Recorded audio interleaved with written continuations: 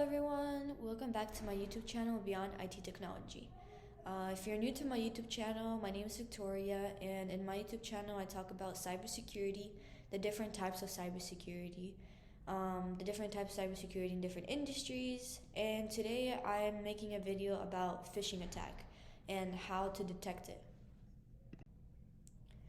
In the first slide, I will be talking about how to identify a phishing attack. And it's pretty funny because while I was making this YouTube video, I actually got a phishing attack myself, which I took a screenshot at. You can see right here, this is the message that I got, and I will explain it to you guys.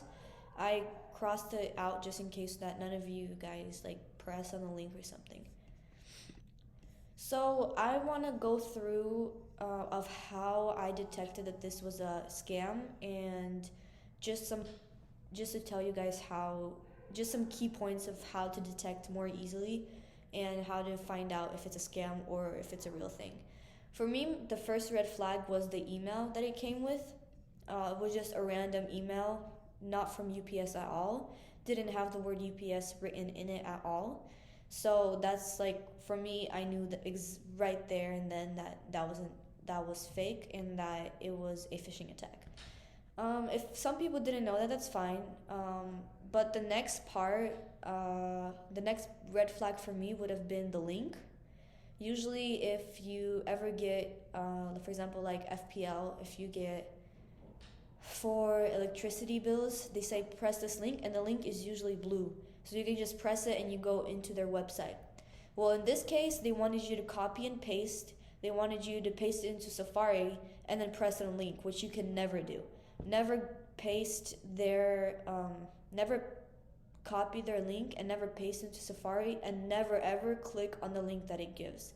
Because if you click on that link, they will have all your information and they have hacked into your phone.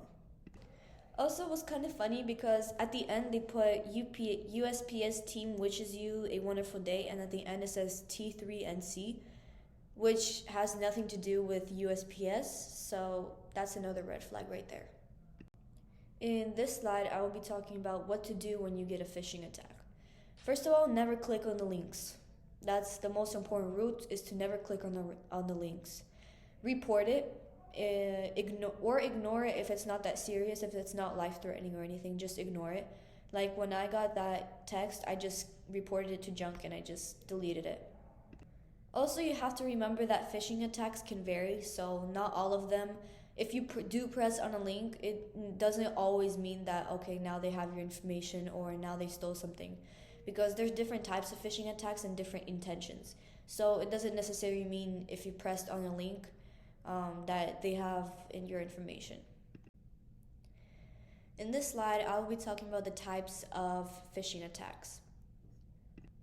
And yes, there's more than one.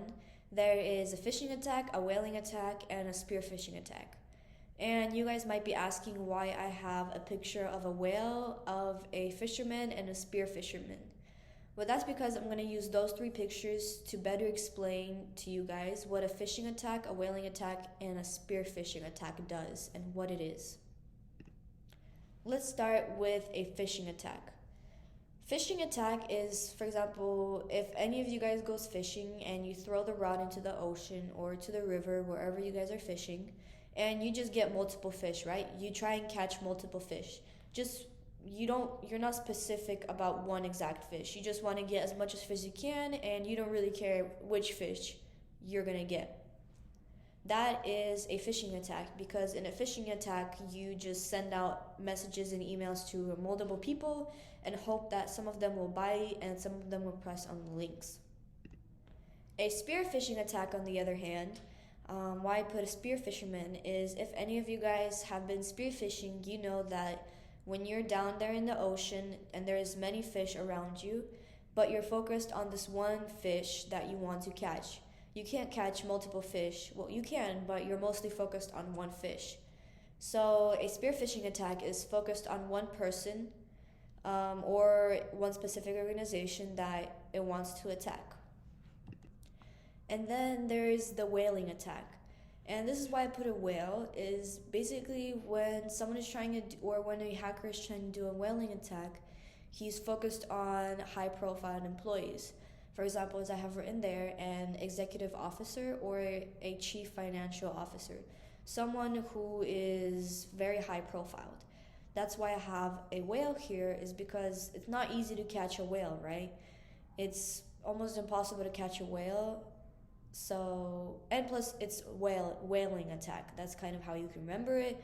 Phishing attack is when you fish, and spear phishing is spear phishing.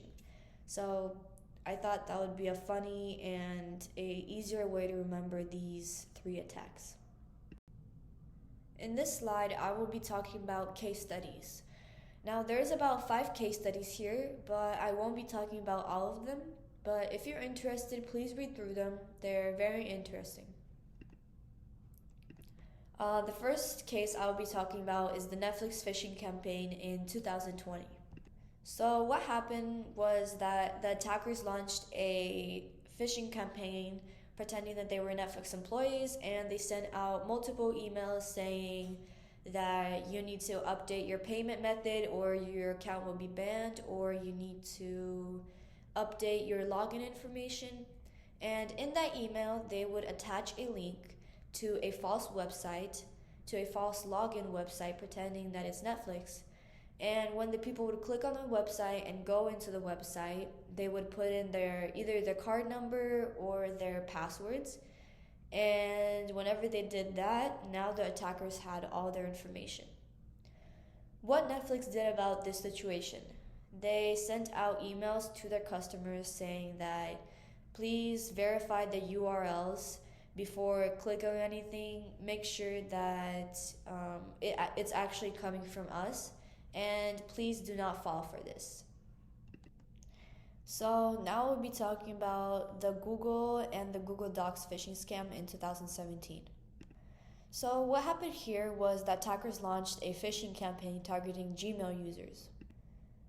The victims were receiving seemingly legitimate invitations to collaborate on Google Docs. But what they didn't know was that the scam was used to trick them to allow and gain access to all their personal information, which did happen after they pressed on the link.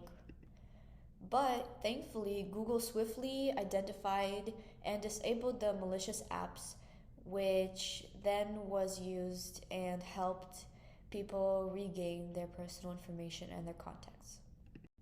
In this slide, I will be talking about the industries targeted by phishing attacks.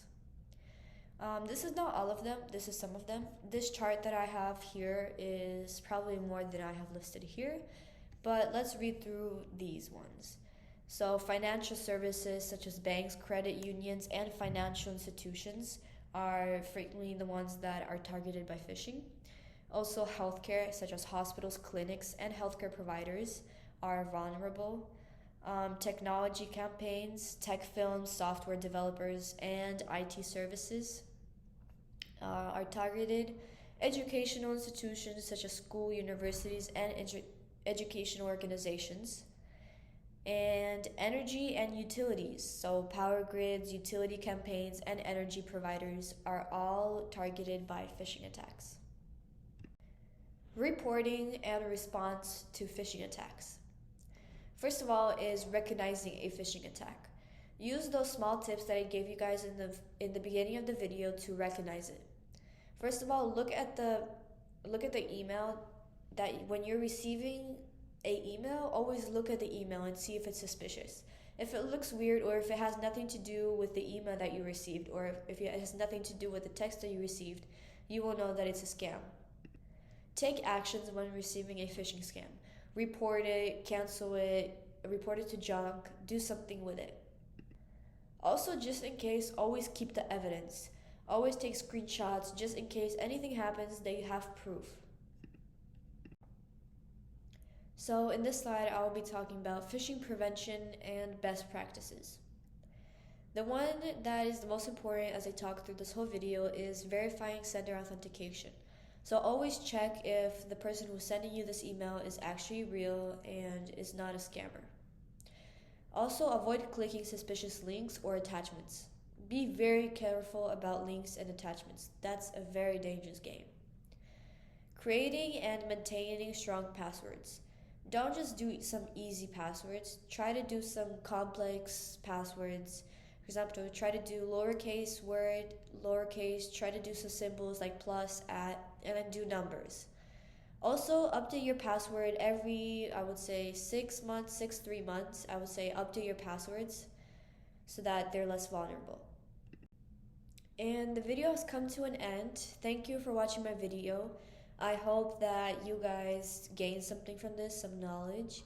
If you guys have any questions, please leave it in the comments below, and I will answer you guys.